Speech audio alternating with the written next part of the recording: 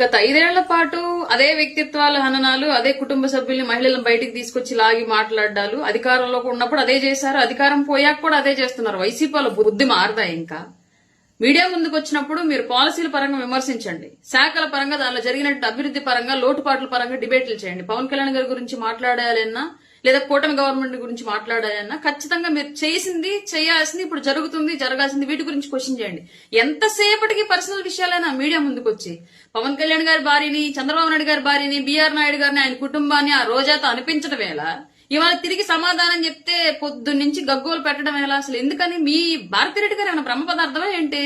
ఆవిడంటే మీరందరూ గగ్గోలు పెట్టేస్తున్నారు, బట్ మమ్మల్ని మాత్రం గత 5 ఏళ్ల పాటు మీ ఇష్టం వచ్చినట్టుగా వ్యక్తిత్వ హననాన్ని పాల్పడ్డారు కదా. మా వ్యక్తిగతంగా ఎంత డ్యామేజ్ చేయడానికి ట్రై చేశారు మీరు. డబ్బులు పెట్టి మరి పేటిఎం బ్యాచ్ ని క్రియేట్ చేసి మరి మా ఫోటోలు మార్ఫింగ్లు ఎక్కడెక్కడ అడ్డమైనటువంటి సైట్ల నుంచి డౌన్లోడ్ చేసి వాళ్ళకి మా ఫేస్లను డౌన్లోడ్ అతికించేసి మార్ఫింగ్లు చేసి ట్రోలింగ్లు చేసి మాకు వ్యక్తిగతంగా అడ్డమైనటువంటి సంబంధాలను అంటగట్టి పెళ్లిళ్లు చేసి రికార్డింగ్ డాన్సులు అని చెప్పేసి ఇలా రకరకాలుగా మమ్మల్ని అన్ని రకాలుగా వ్యక్తిత్వ హననాలకు పాల్పడ్డారు కదా. ఆ రోజు మేము ఆడాలని గుర్తురాలేదా? భారతిరెడ్డి పుట్టినట్టు మేము పుట్టలేదా? భారతిరెడ్డిని పెంచినట్టు మా తల్లిదండ్రులు మమ్మల్ని పెంచలేదా? మమ్మల్ని అన్నప్పుడు బాధలేదా మాకు?